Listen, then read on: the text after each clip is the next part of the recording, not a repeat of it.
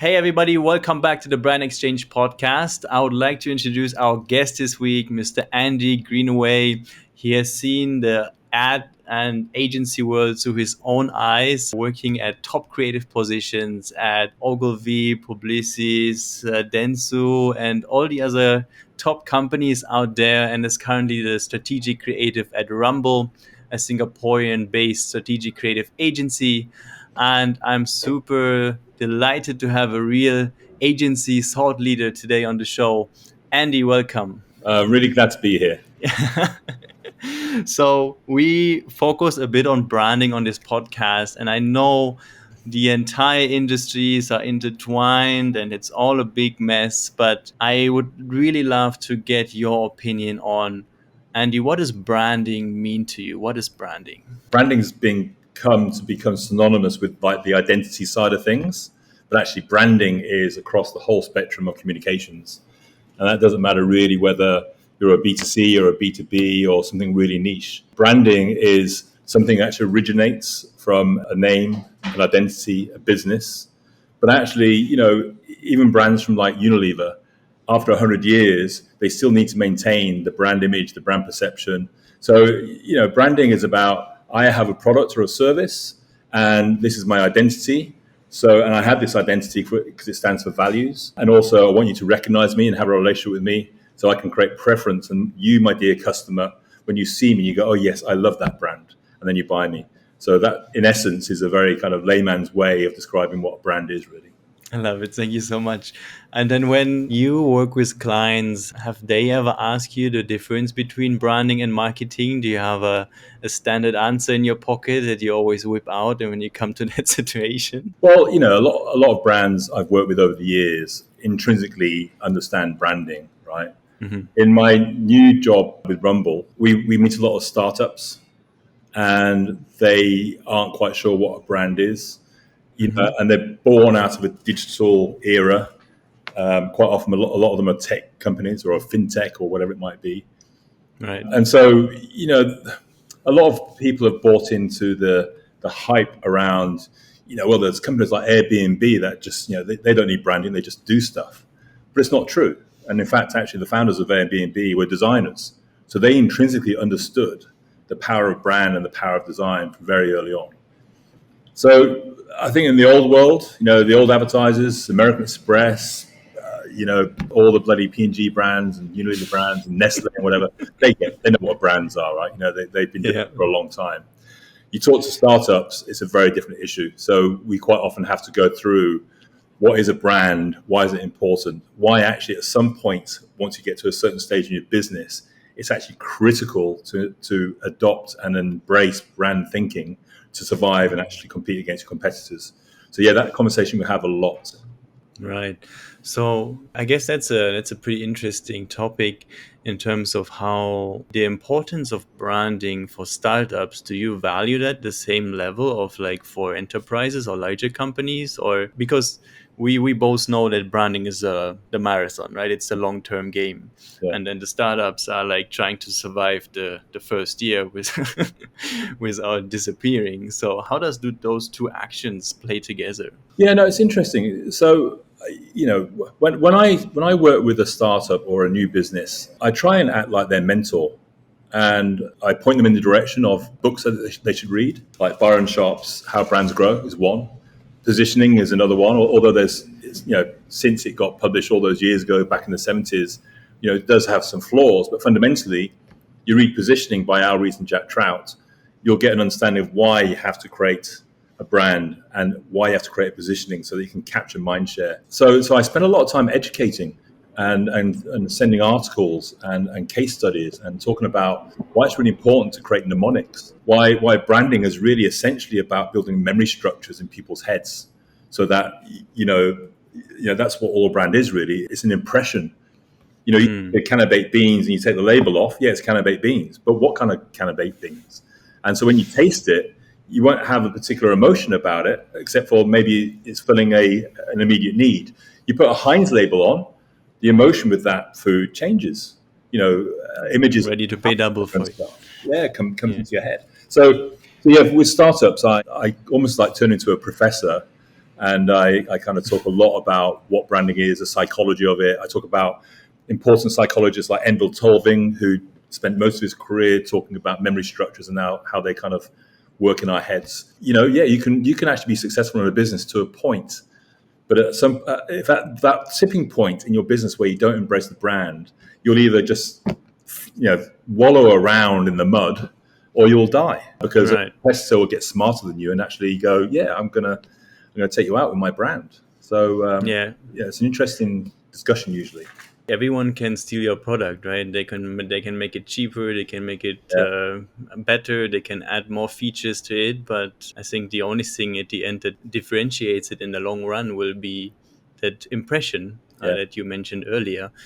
And I think like we also work with a lot of startups these days, like Singapore based, here Southeast Asia, etc., even in the States. And I keep thinking about term of like minimum viable brands or minimum viable branding, if you like coming all from that MVP, minimum viable product sword trail of thinking, okay, of course startups need a good brand, and if the founders are super into it, then of course that will have that chain reaction to the entire team. Everyone is much more motivated and has much better ideas, knows what content to make, etc.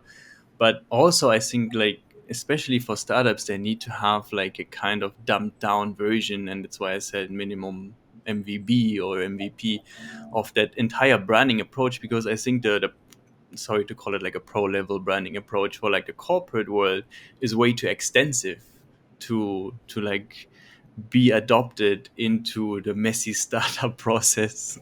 Well, I think also sometimes, and it's in the interest of the branding agencies to do this, but sometimes there's a bit of overthink, I think, on branding too. You know, there are some essentials, and I think wrote a post about it on LinkedIn very recently, but there's only a few things you have to get really right at the beginning, because also you don't have a fully fledged brand as soon as you come up with the name or the logo, right? Once it's out there in the world, it starts to grow from a toddler to a teenager to a more mature brand, and its personality grows along with it. So some things are uncontrollable. Some things, sometimes the brand is actually in the hands of the consumer that uses it, right? But actually, it's really simple. You need a good name. And I always say to my customers as well, I say, and don't use a bloody name which is obvious. If you're doing a finance brand, don't say Money Grow or something like that, because there's lots of money grows out there, right? I always look. When you look at the best brands in the world, the names they have nothing to do with the category. Apple. They chose Apple because Steve Jobs says everyone knows what an apple is and everyone loves an apple. Products, right? What's that got to do with coffee? Nothing at all. So I always tell my clients, don't worry about a brand being relevant to the category. That's got nothing to do with naming. And then secondly, you need a logo. And if you're going to have a logo, make it distinctive, make it sticky, make it interesting and charming. Then the third part is what's your organizing idea, which quite often ends up as a tagline. But what platform? So Nike's Just Do It is the thing that's made them $1 trillion company. So it's a really important thing to establish, because what that does, it quite stands for your values. It kind of points the direction for where your brand should go. It creates consistency. People understand what you stand for when they see that kind of thing. And then beyond that, really, nothing else is sacrosanct, really. But those three things are the important things for a startup, especially to start with. So, your logo, your organizing idea. And from there, you can start your branding journey. That's a good one, yeah. I want to brag a little bit. We just launched one of the newcomers in the financial or fintech applications here in the Philippines, and we named it Salmon. So, Nice. For everyone who's listening in the Philippines, stay tuned for Salmon. Well, actually, we're doing something similar. We're working with a fintech, and the name of them is Chocolate. And the founder said, look, I like chocolate because chocolate makes you happy, and my app will make your money happy. And look, it's an interesting interpretation, right? But it doesn't matter. Yeah. That's all that's needed is, that's my belief. And I like the name. I think it's cut through and it's distinctive and it's different from all the other people out there. And that's enough. Yeah.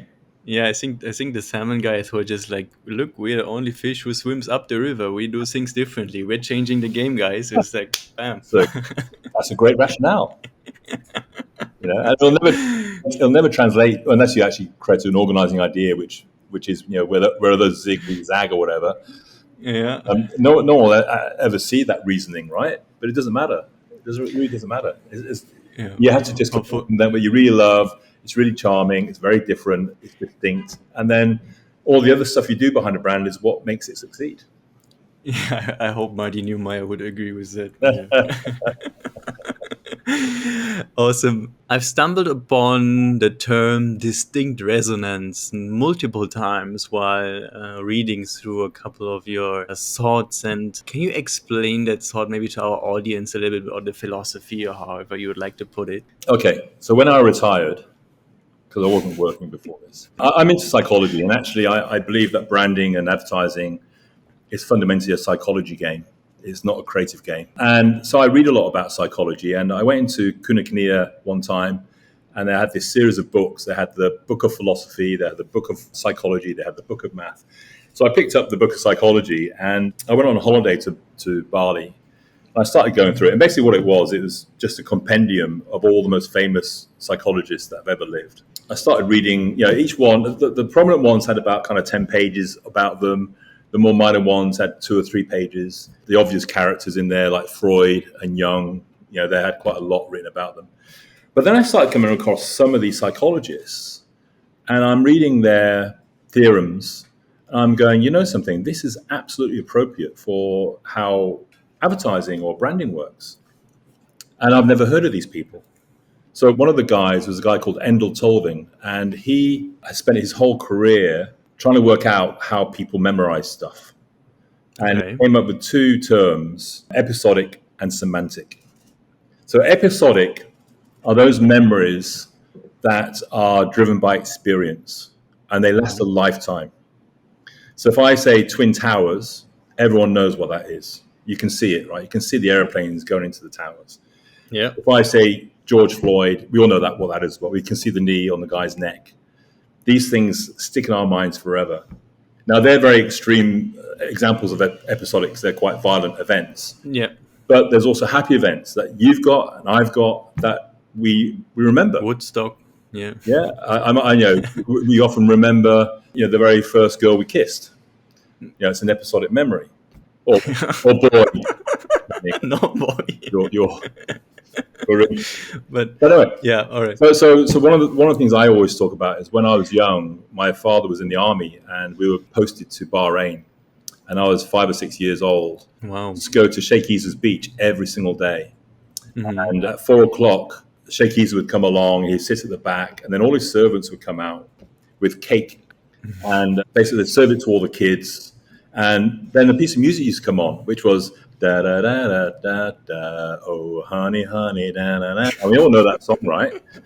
As soon as I hear that song, my episodic memory kicks in, and I'm taken right back to that beach and the sun and the blue ocean and the sand and the sheikh there sitting in his white robes and the chocolate cake, and he had about 12 lassie dogs as well running around. So I remember them kind of fervently running around and stuff. So actually, in distinct resonance, we use Endel Tolving's thinking about how we memorize stuff and make it of our philosophy. The opposite of episodic is semantic. Mm-hmm. And what's happened now with this onslaught of content, a lot of people are producing content which is semantic. And semantic means that it's very useful. It's got product benefits and RTBs and facts and figures. Mm-hmm. And it's got a role in communication, but it ain't going to help you build a brand. Because if you read that content there and then, and it makes you make a decision and prompts you to go and visit a website or whatever, that's fine. If you don't actually interact with it there and then, 3 days later, you would have forgotten all about that information. So you can't build a brand without building memory structures. So you can't build a brand with semantic content. And the problem we're facing right now is that many clients are just embracing content, the 5 W's, rather than ADA or whatever, which is what we use in advertising to create persuasion. Kind of clients have grabbed onto this whole content train and then expecting to build a brand with it. And then when the brand isn't being built and no one recalls it and it's not doing very well on YouGov, They go, why is it not working? Well, it's not working because no one's remembering your messages. If you want someone to remember you, you've got to do something like, you're not you when you're hungry, for instance. Mm-hmm. I've just said that phrase, and you know straight away your favorite ad in that series. It's probably popped into your head. My favorite one in that series is Joe Pesci, right? So that campaign is episodic. I can still remember ads from when I was 13 years old. And Yeah, they're for sure. truly episodic. So episodic thinking is at the very heart of how to build a brand. And then on the other side, it can't just be distinct and episodic for the sake of it. There's got to be some human connection. And you can do that through a human insight, but you can also do that by, once you've got that insight, you can build on that with mnemonics, audio signatures, mascots, like the Snickers campaign, something which is serial. Because when you actually have the same gag again and again and again and just told in a slightly different way, that builds up that memory structure around that brand. So what we say is, we say distinct, make sure your brand gets seen. Resonance makes sure your audience cares. So that's essentially distinct resonance. And on the resonance side, we've actually taken a lot of work from Desmond Morris, who nobody knows now, but he was very famous in the day because he wrote a book called The Naked Ape. And basically what he said in that book was that we're the same as apes. Our behaviors are the same. We're tribal. We have affairs. We have, it's all the same. Yeah. And he came up with 7 human drivers. So we use those drivers. So we take distinct, cut through the cutter. We take our 7 key drivers and find out which one maps the brand best and use that to merge it with the distinctness to create something powerful. So the 7 key drivers include curiosity, protection, health, tribalism, parenthood. So these are the key buckets. And if your brand doesn't fit within one of those buckets, it's probably not going to resonate very well with your audience. Wow, we took a deep dive into psychology. I love it. So we react to something distinct, something unique. Is that another way to describe it? Well, unique can also be boring, right? So yeah, unique is good. I think to be distinct, you have to be original. That's why advertising guys always strive to find something new and fresh, even if it's copied outside of advertising. But from a brand point of view, is it something that hasn't been done before? But yes, unique, original, distinct, they're all part of the same family. Awesome. Yeah, I think that one of your recent LinkedIn posts just popped up in my head where you talked about Impossible, the plant-based, what is it called? Plant-based meat or plant-based meat brands need to step up their game and market their products more distinctively and to make people resonate and the entire concept so we can all eat a little bit less beef and eat a bit more bean burger or whatever it's made of these days. Yeah, I think Impossible are a classic example of a startup that got massive venture capital injected into it. They obviously did B2B first. They worked with supermarkets and they tied up people like Burger King or whatever. And there was a real euphoria around the brand when it first came out because, the likes of Greta Thunberg and Gen Z especially are saying we need to save the planet. And if cow farts are killing the planet, then yes, let's embrace food that doesn't actually emit carbon emissions the way that the cattle industry does. And I think they've ridden on that wave for a long time. But unfortunately, if you don't reinforce that with a brand message and brand values, then that wave suddenly becomes smaller. Waves always become smaller eventually, right? And they disappear. That's how waves work.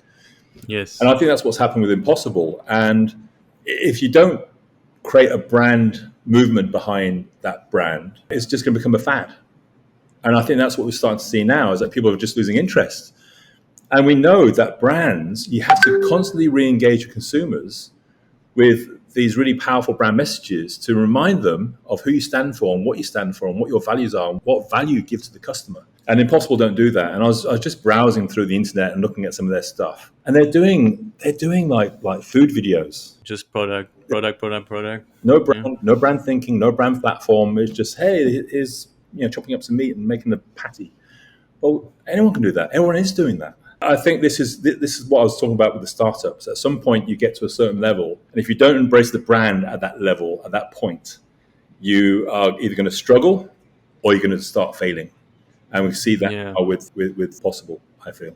I'm trying to think of a brand in the similar industries that actually got the curve or, rode that wave successfully. That would be Innocent, right? Just like Yeah, simply smoothies, yeah, good for you in whatever case. But they did not talk about the product. They talked to, whatever they did with the halo around the yeah. bottle and making it all like a little more of a gesture, like communication of just pure goodness for you, something along that way. I don't Yeah. remember. And also, I think another good example would be Oatly. Oh yeah, for sure. Yeah. Yeah.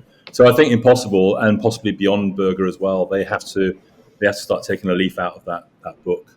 And I always refer back to Heinz.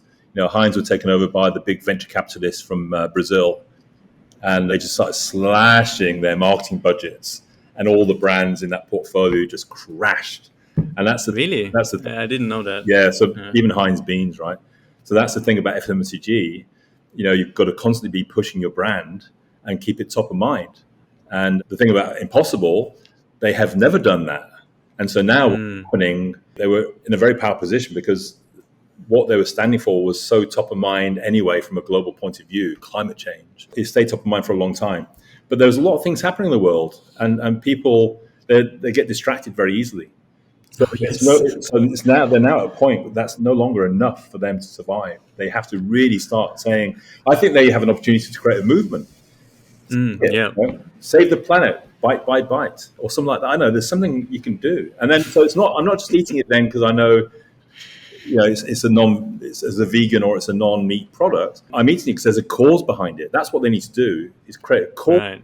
And people are not just buying it because it's a vegan product, but actually it's doing something bigger, something more important. It's got a purpose, which is above and beyond what a brand does. Yeah, so it's an interesting dilemma for them, I think. I love the word movement. I think I also mention it quite a lot of times, and people just like always accuse me of trying to be sounding religious or anything. But a company becomes a brand when it like exceeds its original offering, right? And then like as soon as you hit the Lego moment where you're not just making plastic bricks anymore, but you're making entertainment parks and movies and shoes with Adidas, I think that's already a kind of movement. And yeah, I mean, if Impossible can start doing that, I'm definitely sure that they have innocent like success behind it. So I'll tag them later together with your LinkedIn post, maybe. Maybe it works out. I want to touch down on one other thing you mentioned earlier, and that's like the content creation part.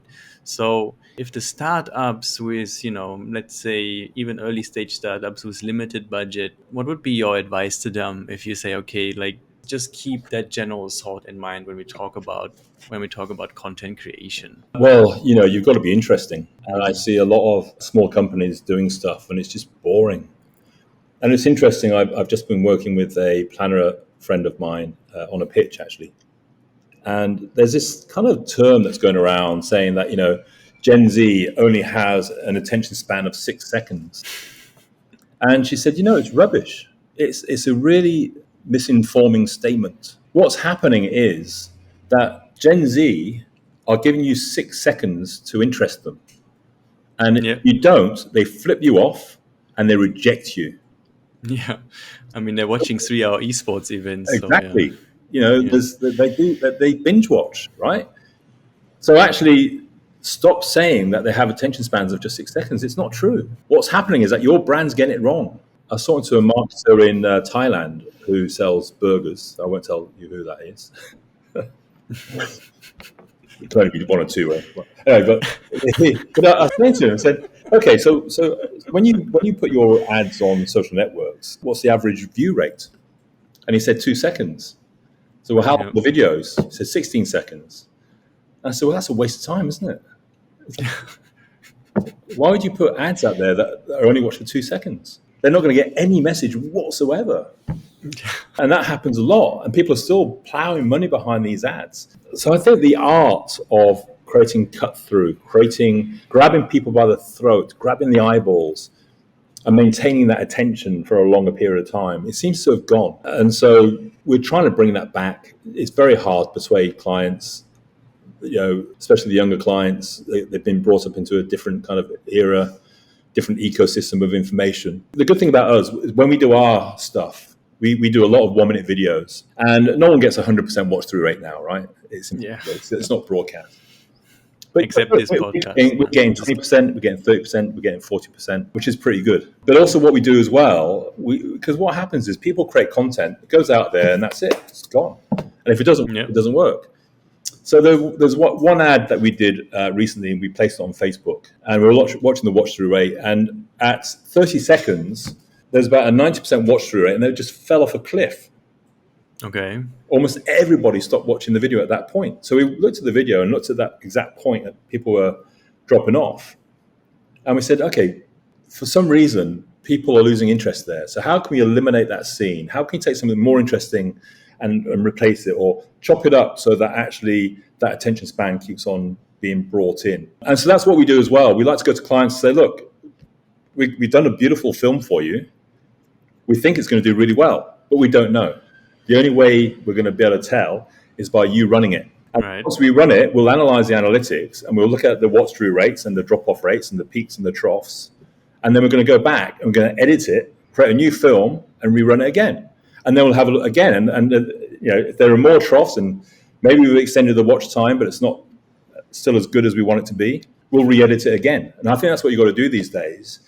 Take a bit of testing money, run your video 5 or 6 times, and then just keep on iterating and iterating and iterating until you actually get to a stage where you go, okay, we've got a 40% watch-through rate now. Let's launch it with more money. That would be my advice to clients. But there are not many agencies out there that do that. The big networks don't do it. And if they do it, they'll charge you a fortune. Yeah. So that's what should be happening. You can test everything now. You shouldn't have to. That's true. You shouldn't have to just do one piece of work and go, right, that's it, and then walk away and hope hope everything goes well. We should be actually improving and optimizing as time goes on. Yeah, I guess that's very good advice. I mean, it's similar to all the AI stories out there, right? It's just like we have the technology now, you just have to use it. So, and similar to static images, right? Like, I mean, you just re-upload them, you just see how the target reacts to it. You don't have necessarily a watch time, but like the general impression of it. It is not as accurate, the fixing that you can do. But yeah, I think that the same goes for static. Yeah, I think in that case, it's not about attention. It's about click-through rates and conversions. Then, we've done some work. I mean, we have a methodology. We call it investing in testing. And basically, we have a whole structure of what you should test, which starts with actually territories. What's the cultural insight, and then it goes to headlines, then it goes to offer, then it goes to visuals, then it goes to copy and whatever, and then it goes to video. But basically, we end up testing over 100 pieces of content. Wow. And what you do, you put about $50 behind each. If you've got more money as a client, maybe you put $100 behind each. But even that amount of money, you can see straight away which ads and which elements are actually working best for you. You don't start with 100 ads, you start with fewer, but then for instance, like if one particular headline is actually working better than another headline, okay, that's a winner. Let's test it with a piece of copy versus 4 other pieces of copy. Okay, which one did best? That one. So you start putting the headline and the copy together, and then you do that with the video or the offer or the image, right? Absolutely. But again, it's a really powerful approach. But again, what I've said, which has been picked up by a few people, I used to do a lot of direct marketing when I was younger, and back in the day, the technology was really dumb, but the thinking was really smart. What's happening now is that the technology is really smart, but the thinking is really dumb. So if we can actually bring back some smart thinking and apply it to these smart technologies, we can do wonders for clients. We can improve their, if I go to clients, what will happen if you've got a 100% increase in conversions? What would that do to a business? Yeah. You're doubling the response rates, right? It'd have a massive impact on the business. We can do that for you. And then you sort of see a blank stare. It's like, oh, I haven't thought about that. So, and then culturally, some of these companies are still old school, so they don't know how to implement that in the culture. So there's so much that can be done, and then people just won't do anything; they just stand still. It's very awesome. Now we're getting into sales training with Andy right now. That's awesome. Awesome. We got really deep into the ad and marketing analysis right now. I want to take us a step back again and change the topic one last time, Andy. And I have to ask, because I'm also super into it right now, but how is AI treating you these days? How has it affected your work? Well, actually, funnily enough, I use ChatGPT a lot for research. To write copy, not so much. We actually don't do a lot of content copy, and by that I mean the 5Ws copy. It's very good at that stuff. So I think content writers should be worried because it can do that right now. Or if you're a content writer and you've got lots of jobs and you want to save time, get AI to do it, and then you tidy it up, make it a bit more engaging, correct it because it's sometimes inaccurate. But what I found with AI, it can't persuade. It can't get, because it's a machine, right? At this point in time, and it may change when it becomes sentient. And I was talking to a guy that owns a gaming company. He reckons it will become sentient this year, which is quite frightening. But I mean, maybe. It will become sentient at some point. And I know if you read about it online, scientists are split on this. But even Elon Musk, when he was talking to Jack Ma at the AI convention a few years ago, he said the problem with AI scientists is they think they're smarter than they are, and they're not. And they're not going to be as smart as AI. So they're underestimating the power of this thing, which is very worrying. And in fact, actually, I've got a friend who's taken a master's in computer science, and she's actually working on building AI right now. Okay. And she said it's really interesting. There's a big difference in attitude between the young coders and the more mature students like her. The more mature students are, because they got brought up in a boomer era, they're more diligent in how they program the AI. And so they put safeguards in and whatever. She's saying the younger guys don't. They take shortcuts.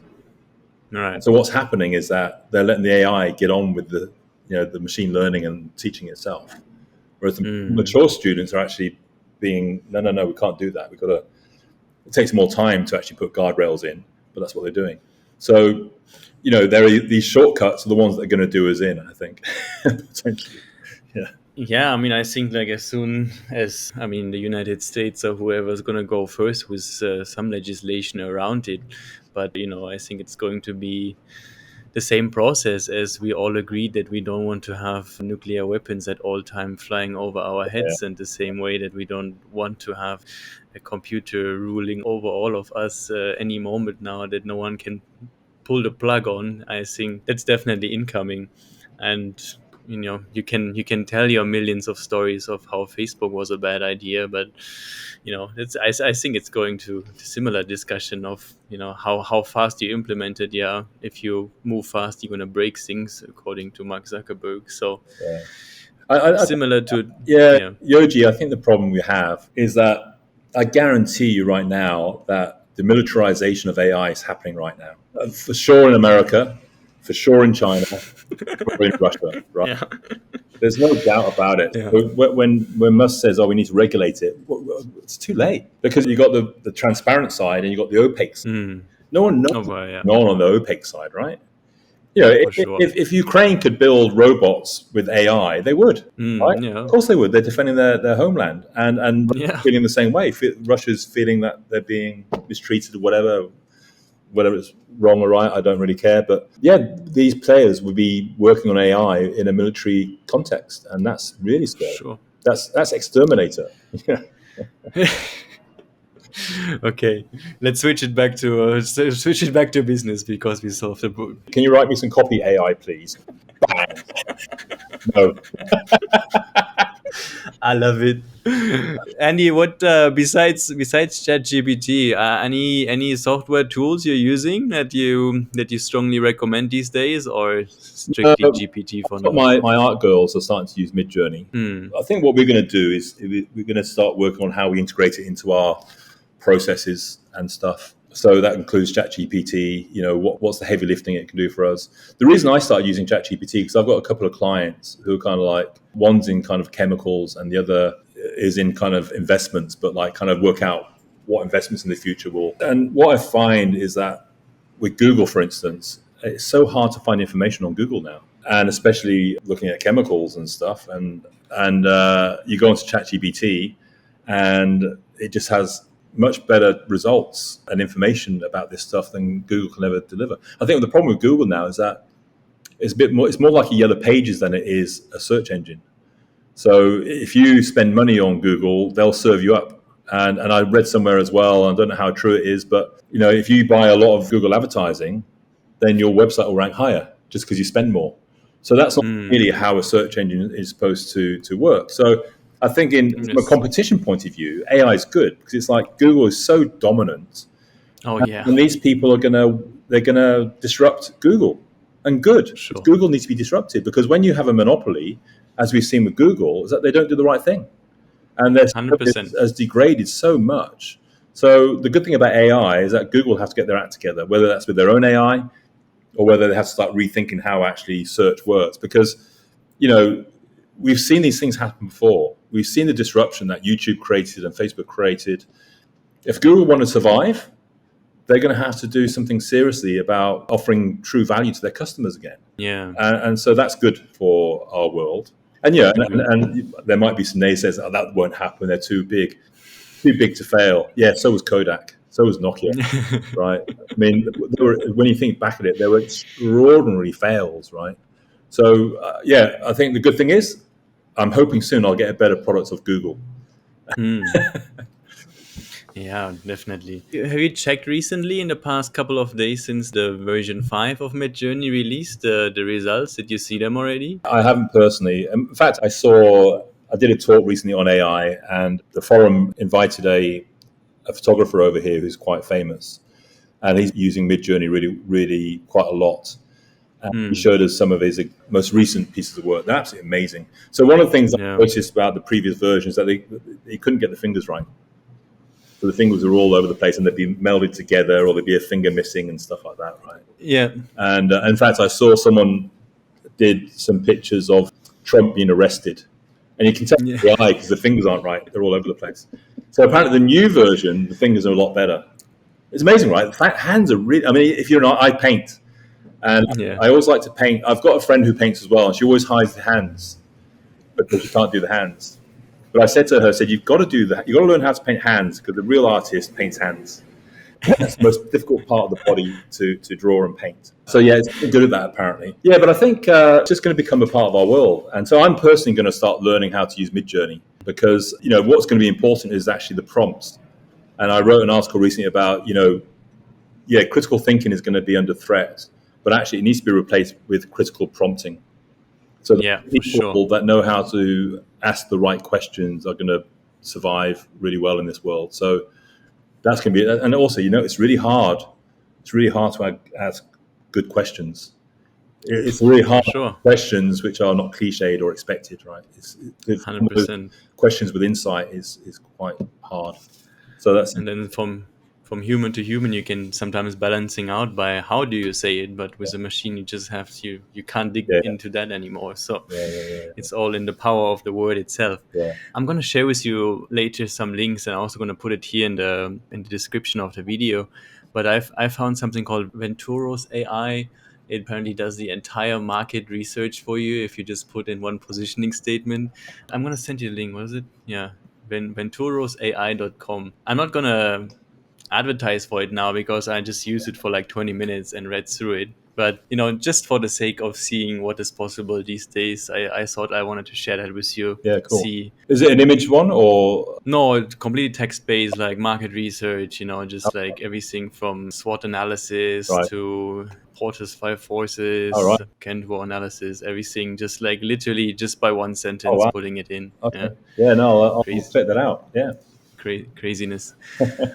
All right, I think we covered a lot of topics today. I learned something about psychology. I love your point. I love your view on the ad world, on the branding world. Thank you so much for taking the time, joining us today and sharing some of your knowledge. And I'll be a forever fan of your LinkedIn content. Please never stop sharing. Yes. So I'll tell you one last story. My partner wrote a post and it had a lot of substance in it, but I thought to myself, actually, the engagement was really low. So I was going to come in the next day and say to him, look, there's a couple of tips that I can give you on how to write more engaging copy. Before I could say that, he said, I got it. ChatGPT to write it. But this is the issue, right? Is that, it can write it, but the engagement was really low because the way I write to hook you in.